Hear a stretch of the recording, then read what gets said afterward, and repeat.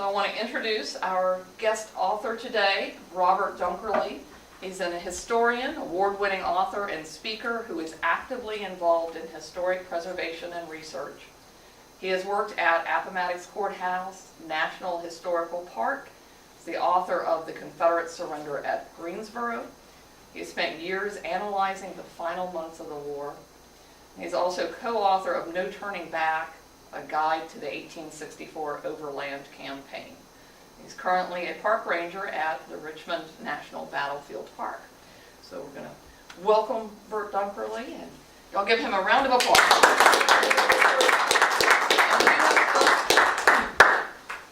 Thank you, and I want to thank the museum for having me today. What I'm going to talk about are the surrenders that happened at the end of the Civil War. And most of us probably know about Appomattox, and a lot of you have probably been to Appomattox, but in looking at all of the surrenders, you'll quickly see that Appomattox is the least common of all the surrenders. There are several other surrenders. Appomattox is the most famous, but they all are different. They all unfolded in different ways. And Appomattox is unlike any of the others. So I hope to share some new information with you, and if you've been to Appomattox, maybe show you some things that you didn't know about before. Well, to start out, in the spring of 1865, here in Virginia, the two Union Confederate armies have been fighting around Richmond and Petersburg. In the spring of 1865, the Union Army finally breaks through at Petersburg, and Union Army will move in, they'll capture Petersburg, and they'll move in here and capture Richmond. And the Army of Northern Virginia under Lee is going to retreat. Months before that, the Confederate military had foreseen this. It was not a surprise that this would probably come. And what Lee and the other commanders decided was the Army of Northern Virginia, whenever the time came, would move directly south and join up with the other Confederate Army in North Carolina. That is the Army of Tennessee, led by General Joseph Johnston. And they are in central North Carolina near the Raleigh area. So no one knew when or exactly where, but the Confederate plan is that whenever Richmond and Petersburg have to be evacuated, those two armies will move together and link up somewhere near the North Carolina-Virginia border. But what's going to happen is we're going to have a week of solid marching and fighting in that first week of April 1865. Sorry if the map is a little too busy to read the details. Richmond and Petersburg are on the right-hand side. And what this map shows you is the Confederate forces pulling out of those two cities and starting to move west, or to your left. And remember, their goal is to turn south and head towards North Carolina. But what happens is the Union forces are pursuing them very rapidly and actually get out in front of them. And Union forces will cut off the way south. So down here you can see Ord and Grant. Those are Union troops that are moving parallel with the Confederates, preventing them from making that turn to go south. And it forces the Confederates to keep going west, because they can't go back to the east and they don't want to go north. And so over a week this unfolds, and the armies move gradually west towards Farmville and then towards Appomattox, which nobody had ever heard of and no one intended to go there initially.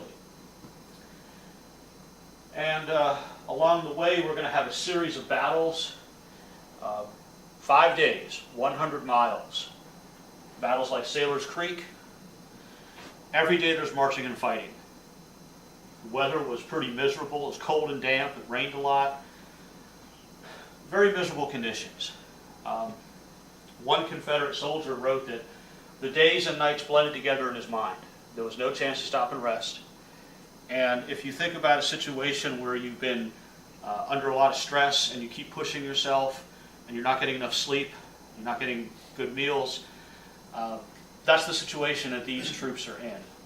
They have to keep moving. They can't stop to rest. They can't stop to catch their breath or reorganize or do anything like that. – Keep that in mind.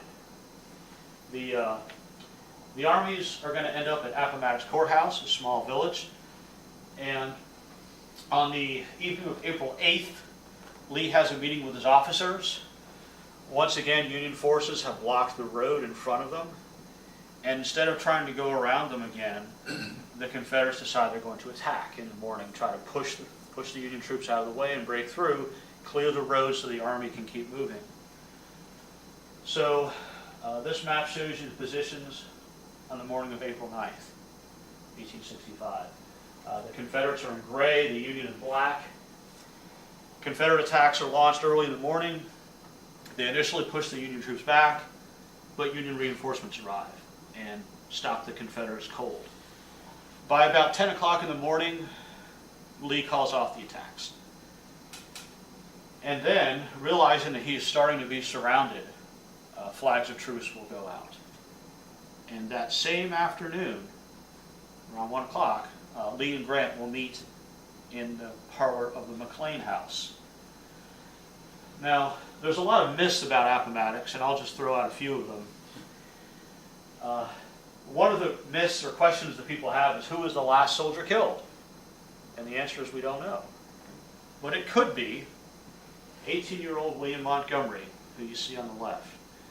He's part of a Zouave unit. They wore those bright red pants, fancy French African-style uniforms. From Pittsburgh, PA, hit by a Confederate artillery shell. He was sent to a hospital. He wrote to his mother that he hoped to recover, but he would not. We don't know if he is the last casualty, but he is one of the last casualties. Another misconception about Appomattox is that the surrender meeting took place in the courthouse. Appomattox Courthouse is the name of the village. These events occurred on Sunday, April 9th. The courthouse is closed. So the courthouse building in the middle of town was not used for anything. They didn't use it. They met in a private home. And the last one I'll mention, you see in the lower right, some men chopping up wood. When Lee sent out those flags of truce, he waited for Grant's response in an apple orchard. And later on, rumors started that Lee and Grant met in an apple orchard. And after the armies moved on, Union troops would go and chop down those trees for souvenirs. And even today, you'll see on Civil War auction sites and so on, pieces of the apple tree where Lee and Grant met. There may even be something in the collection here, I don't know, but just one of those rumors that took on a life of its own. So, the real meeting took place around 1 o'clock in the afternoon in the parlor of the McLean house, private home. The McLean family agreed that the generals could use their parlor. Only 2 Confederates are present, Lee and his aide, Charles Marshall, who's just over his shoulder in the background, and a host of Union generals and officers. The meeting was fairly straightforward. Lee asked Grant what his terms would be, and Grant said simply the Confederate forces would agree to surrender and turn over the weapons and equipment, and then they'd be free to go home. That sounded pretty good to Lee. Once the meeting happens, a host of other things are going to occur after that. Most people who know Appomattox or have been to Appomattox, they know about the surrender meeting. But the surrender meeting is really just the first step. Because what happens over the next few days is really how this event unfolds. Here's a couple more photos of the McLean house. The right-hand side shows you the original house. After the war, a well-intentioned group bought the property and tore it down, wanting to move it to the Chicago World's Fair, but they ran out of money. But they'd already torn the house down. So when you visit the park today, what you'll see on the left is a reconstruction using some of the original bricks. And the park does host living history events that reenact the meeting occasionally. Part of the surrender agreement was that the Confederate soldiers would be paroled. and this is very important, every soldier would get a parole pass, like you see on the bottom. The Union Army had printing presses, and they set them up in the Clover Hill Tavern, which you see in the upper right. And over the next couple of days, they will print parole passes for the Confederate soldiers. The soldier would have his officer sign it, put his name on it, and that pass was to be kept on him as he went home. General Grant stipulated that those parole passes were not only identification that the soldier had surrendered and was free to go, because a lot of these men are going to be going into areas where there might still be fighting, and they might run into Union soldiers or Confederate soldiers who are still fighting. But Grant stipulated that these passes could be used for transportation on the Union military railroads and Navy ships. Furthermore, they could use these passes to draw rations if they stopped at a Union supply station on their way home. Obviously, a lot of these Confederates have not eaten in the last couple of days, so whenever they come across a Union supply base, they can stop and show their pass to get rations. And some of the stamps that you see on the pass show that that's how it was used.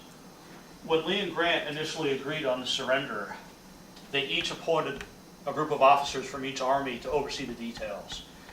When Lee and Grant walk out of that room on April 9th, they've agreed to the surrender of the Army of Northern Virginia, but that doesn't mean anything because you have this whole army that has to be dealt with and all of its supplies and equipment. So over the next couple of days, the actual surrender will take place, and it's going to be broken up into 3 days. On April 10th, the Confederate artillery will surrender. And what that involved was the Confederates parking their cannons and a Union officer receiving them, formally turning them over to the Union Army. The next day, April 11th, the Confederate cavalry surrendered. There weren't much of them left. A lot of the cavalry had actually escaped. And the surrender terms did allow the Confederates to keep their own personal horses, but the Confederate cavalry who are left are going to surrender their weapons and equipment. And again, that will be done with a Confederate cavalry officer and a Union cavalry officer overseeing that on April 11th.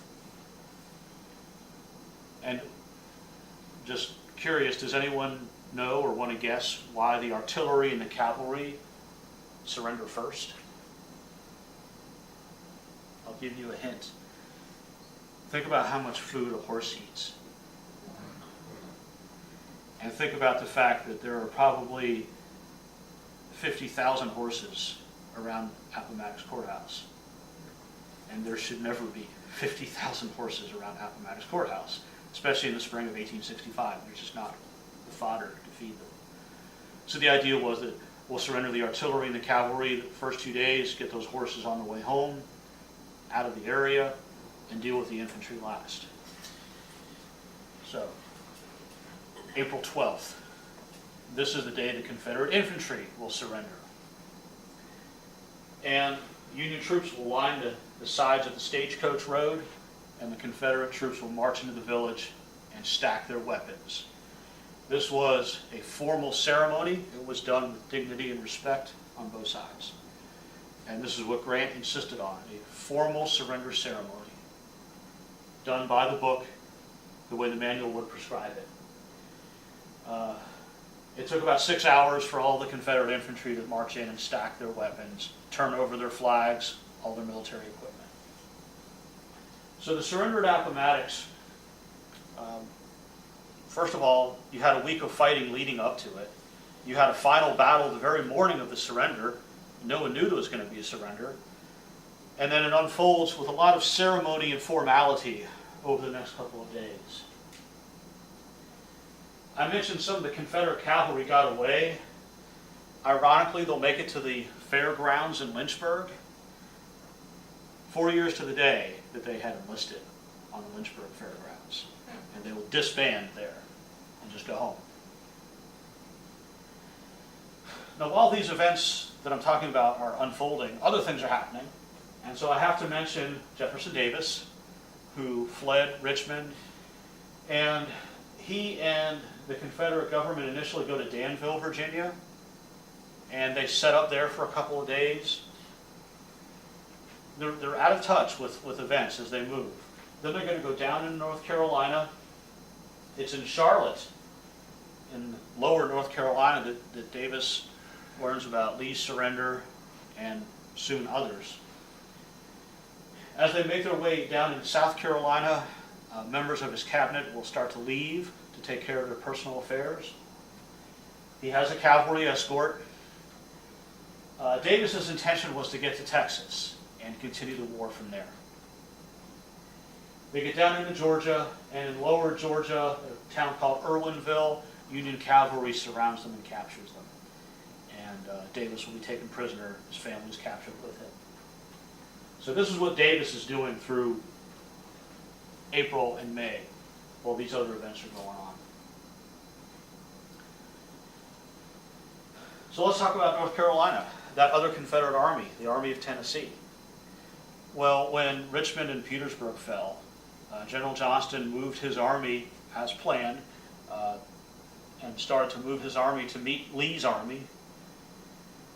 Eventually they're going to end up here around Greensboro, upper right corner. And this just shows you the camps of the Confederate Army. They cluster around Greensboro, between Greensboro and Lexington, North Carolina, if you know that area.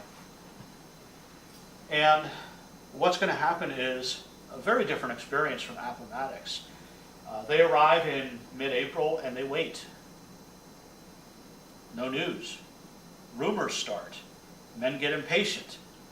They're anxious. They know Richmond has been captured, but they don't know about what's going on. And then all of a sudden one day, men start to walk through the area with these pieces of paper. Lee's parole soldiers who are going home. And the effect on the morale of these troops is just tremendous. They have to stay and fight, but they can watch Lee's soldiers go home with their parole passes. And you start to have desertion, drunkenness, robberies and looting.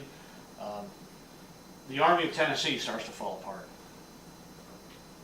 Let me just read you one quote from a South Carolina captain, William Stoney. Early in the day, it was reported our army was to be surrendered. This rumor was at first disregarded, but presently began to assume shape and form. The wildest excitement seized the troops. Colonel Ryan immediately ordered the brigade into line and urged them not to leave. All afternoon, the cavalry were passing by saying they were going out. The infantry soon became almost frantic, and in every direction were rushing to beg, borrow, and buy and steal horses. Disorganization was complete. Horses carried off after plundering the wagons. The division supply train was thoroughly stripped. So what happens is these soldiers who are not marching and fighting, they're just in camp, they become impatient, they become restless, they see Lee's troops passing by, and they start to desert and become unmanageable. Kind of a dark shot there. This is downtown Greensboro, and Greensboro was a Confederate supply base. Some of the troops in downtown Greensboro will riot, and they'll break into the warehouses, and they'll start to loot. There were a lot of blankets and shoes and uniform parts, but there were also food supplies. And some Confederate soldiers are called in to deal with the soldiers who are looting, and they fire on each other. Some of the last shots fired by these troops are other Confederate soldiers. So there's a lot of looting in downtown Greensboro. General Johnston realizes that he can't keep the army together. He knows Lee is surrendered, and so he feels that his duty to meet with his opponent, General Sherman, to discuss the surrender of his army. So here we have General Johnston on the left, General Sherman on the right. Who's the good-looking guy in the middle? Breckinridge? Yeah. General Breckinridge, who is the Confederate Secretary of War, happens to be in the area and wants to join in on the meeting. the two generals exchange letters. They agree to meet between their armies, and they each ride out in mid-April, and they bump into each other, and they go to the nearest house. Happens to be the home of the Bennett family near Durham, North Carolina. They sit down, and on April 18th, they agree to meet the next day. This was just a preliminary meeting.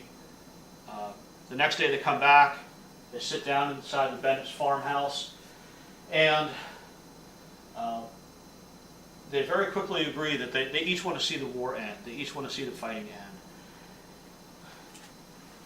They also realize that they have the ability to maybe end the war for good everywhere.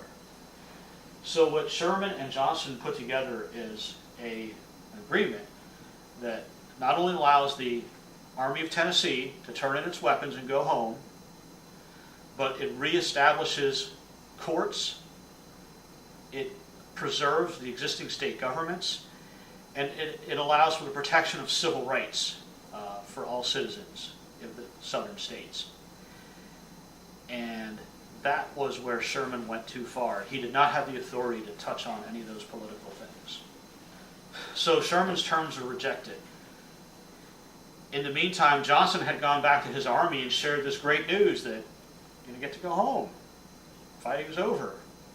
Then he gets a message from Sherman saying that, I'm sorry, but our terms have been rejected, and hostilities will resume. And when that news hits the troops, the ones who are left, the bottom falls out. More desertion, more rioting. The situation is becoming extremely desperate. And so Johnston asked to meet with Sherman again, and they meet in the house, same house, on the 26th of April. And Sherman is told to offer the identical terms Lee got at Appomattox. The men will be paroled, they'll get passes, they'll have to turn in their weapons, but they'll be free to go home. And there will be no discussion of political issues. Nothing about state governments, nothing about courts, nothing about pardons, simply military issues. So April 26th is when the next surrender is finalized. And it's not just Johnston's Army of Tennessee. He's actually a department commander, meaning he commands a region of the Confederacy. His department is the Carolinas, Georgia, and Florida. 89,000 troops in those four states. Largest surrender of the Civil War was here. Lee only had 26,000 in Appomattox. So the North Carolina surrender is not as famous, but it's the biggest. Here's some shots of the Bennett farm. It's not the original house. The original house was lost in a fire. This is a reconstruction. And there is a monument in downtown Greensboro. And I think it's a nice monument. It talks about all the battles that this Confederate Army fought in. All the great Western battles like Shiloh and Chickamauga. And they end their career in central North Carolina. Well, while these events are happening, other events are happening further to the west. In the spring of 1865, here in Alabama, Union and Confederate forces are closing in on Mobile, down here on the coast. The commander of the Department of Alabama, Mississippi, and East Louisiana, General Richard Taylor. Commander of Union forces, General Edward Canby on the right. On April the 9th, Canby's forces attack Mobile. You know what's happening in Virginia on April 9th? Appomattox. On April 12th, the Confederates evacuate Mobile and it falls into Union hands. Same day, men are stacking their weapons on the road at Appomattox. Canby will occupy Mobile, and Taylor will retreat all the way up to Meridian, Mississippi, on the left-hand side up there. The two armies are separated by 100 miles. They're not in contact. And at that point, Taylor starts to hear about Appomattox and North Carolina. He will reach out to Canby, and they agree to meet in between. They come upon the McGee house. I've got it marked just north of Mobile there, if you can read it. Just a private home. They both came by rail. The railroad's gone, but the right-of-way is still there in Alabama. Here's the McGee house. The two generals meet here on April 29th. And they're going to sit down in the parlor and very easily agree on surrender. What's special about this is, unlike the McLean house or the Bennett house, that's the original house. It is the only original surrender site of any of them. And that's the original furniture. When you go to Appomattox, it's reproduction furniture. In the Bennett place, it's reproduction furniture. It's original stuff in the same room. It's privately owned. I met the owner, got permission to go and see it. It's not open to the public. But again, when the two generals separate, they go back to their two armies. Canby learns about Lincoln's assassination. He learns that his agreement's been nullified, and he has to send word to Taylor that the agreement's off. So they agree to meet again. Taylor wants to renegotiate, and they'll meet again in between their two armies, but not at the same place. Just a little further up the railroad line is a large tree, and under this giant oak tree, on May 4th, they will agree to a final surrender for the Department of Mississippi, Alabama, East Louisiana. The tree is gone. It was lost in a hurricane, but it stood right there in that clearing. It was called the Surrender Oak. And this is May 4th now. 42,000 men under Taylor's command are going to be included in this surrender. This is also unique in that this is the only surrender that deals with naval issues, because there was still a Confederate fleet in Mobile Bay, and the Confederate warships are included specifically in these terms, that they are to lower their flags and sail their ships to the Union ships and turn them over to the United States Navy. A general that you might have heard of is also under Taylor's command, but he has a separate ceremony for his troops, Nathan B. Forrest. His troops are in northern Mississippi, and he will gather them together. They'll have a going away speech, a farewell speech, and he sends his troops home. And today there's a monument there. I hope you've realized that unlike at Appomattox, in North Carolina and in Alabama, there was no surrender ceremony. The Confederates just did it themselves. They stacked their weapons and went home. No Union troops in sight. Appomattox is the only one where that occurred. The two armies are not in contact. They're separated. So, to the Trans-Mississippi, the largest department in the Confederacy. The commander of this region is General Kirby Smith, upper left. His second in command is General Simon Buckner, down here. The Union commander of this department is Edward Canby, who we met in Alabama.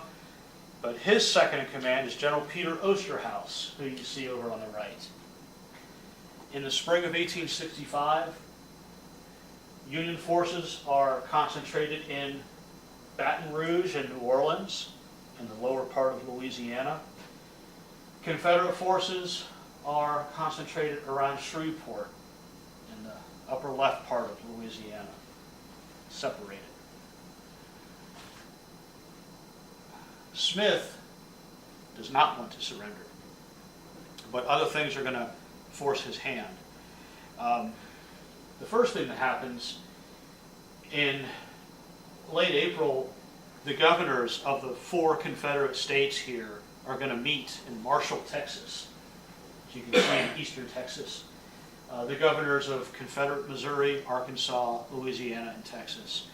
And those 4 governors come up with a memo. They send it to Taylor saying that they'd like him to ask for surrender to end the war, and they'd like the existing state governments to keep functioning. They want to keep their jobs. They want a peaceful transfer of power. From the governor's point of view, the war is lost, and they want to end it easily and smoothly, transition to peacetime. Smith rejects that. He's not interested in that. But he realizes that his army in Shreveport is starting to become impatient. Men are starting to desert. They're starting to get these rumors about the other surrenders. And so he decides to move his army into Texas, where it's further away from Union forces, and he feels he can better supply his army in Texas. Smith will leave Shreveport, go to Texas to start setting things up for the Army's transfer. While he's gone, General Buckner is now in charge of the Army. In the meantime, the troops in Shreveport riot, break into warehouses just like we saw in Greensboro. And Buckner and some of the other officers realize that the situation is deteriorating. Buckner will go down to New Orleans and ask to meet with Union forces. And in the St. Charles Hotel in downtown New Orleans on May 26th, Buckner will sign a provisionary surrender for this Confederate force. He's not the commander, he's the second in command. Well, when Smith arrives in Texas, he hears about this. He's extremely unhappy. And he writes something like, his final farewell speech to his men is, "You've made your choice. You've left me a general without an army. It was an unwise and unpatriotic choice." But there's nothing he can do.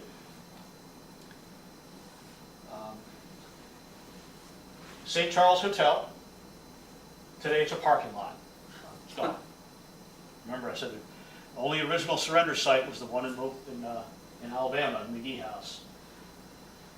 Well, Taylor agrees to meet with Canby and make the final surrender arrangements. And they meet on board a warship in Galveston Harbor on June 2nd. The USS Jackson. This is the only surrender meeting that takes place on board a ship. So now we're up to June 2nd. The Trans-Mississippi Department, about 50,000 troops, spread across Arkansas, Louisiana, and Texas, are all included in this. Today, there's really nothing that marks that except a very small, rusty marker in Galveston. Hopefully it'll survive the hurricane.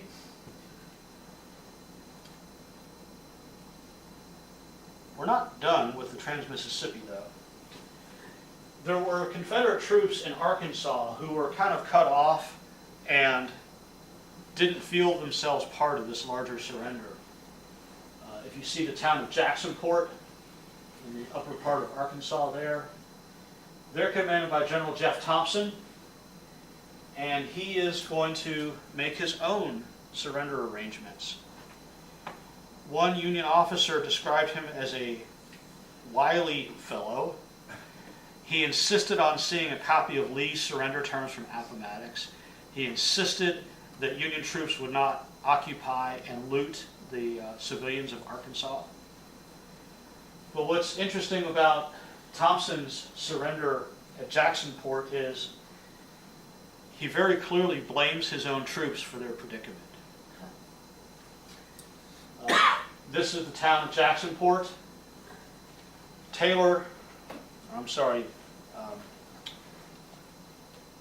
Thompson is on board a ship. His men are on shore, and he will address them. Many of the 8,000 men I see around me, very many of you, have been skulking for the last 3 years. Be good citizens, and those of you who have been good, honest and brave soldiers have nothing to fear. But I warn those of you who have been nothing but sneaking, cowardly jayhawkers, cutthroats and thieves, that a just retribution awaits you.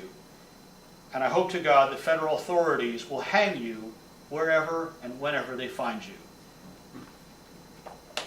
That's General Jeff Thompson's farewell address to his troops. A little different from General Lee's, if you know about his Appomattox. And what happens is the men on shore start yelling at him, and there's this verbal argument going back and forth. It's just really chaotic. Obviously not done with dignity and respect, like Appomattox. There are no Union soldiers here. The Confederates have been surrendered, and they're simply going to stack their weapons, get parole passes, and go home. About 5,000 of them in Jacksonport. That is May 11th. The very last one that we'll talk about, because I know we're getting short on time, the Native Americans up here in the Indian Territory. Today it's Oklahoma. Some tribes fought for the Union, some for the Confederacy. But for the tribes who are on the Confederate side, you've got to remember they feel that they are independent nations. They've made treaties with the Confederate government. So they're not part of any Confederate army or military structure. And they're going to negotiate on their own when the time comes. And they're going to do their negotiating in a town called Dokesville in southern Oklahoma.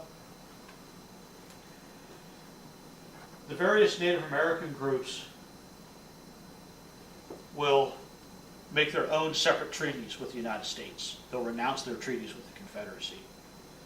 So on the left, upper left, Peter Pilchin, Choctaw, June 19th. And on the lower left, Stan Wadey, Cherokee, June 23rd. The Chickasaws on July 14th.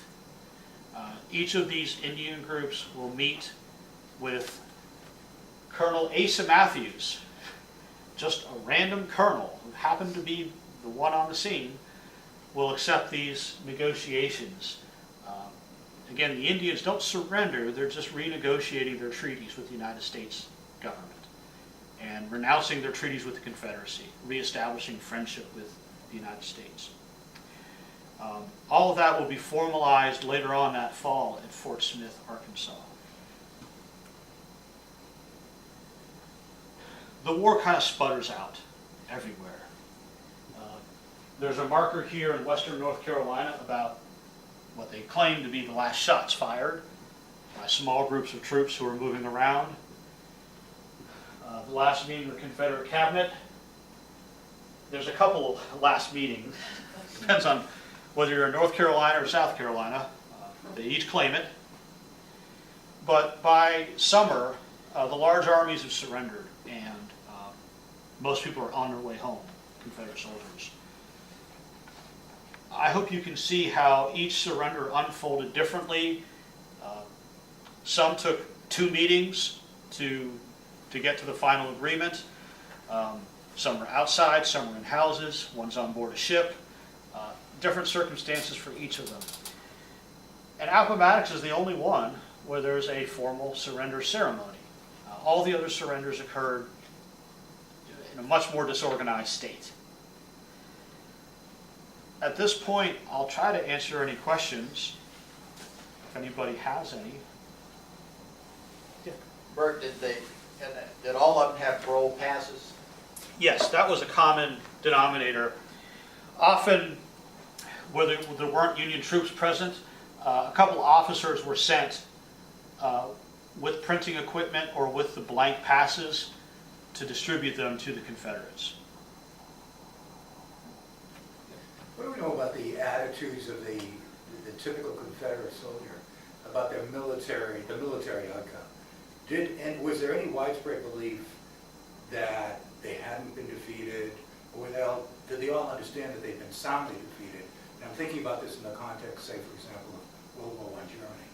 Was there any sense that they'd been deceived, that they'd been underground somehow? I don't think so, not for the majority. I think most of them saw, by 1865, the Confederacy can't produce anything. The economy's in shambles. The railroads are degraded. I mean, they just can't wage war anymore. And I think that everyone kind of understood that it wasn't because of ineptitude or political backstabbing or anything like that. I think they all understood that it was truly military defeat. How they reacted to it and dealt with it varied. I mean, I didn't mention a large group go to Mexico. About 500 go to Mexico. some go to South America. Well, thank you all for coming out, supporting the museum, and I guess there are books upstairs if anyone's interested. Thank you.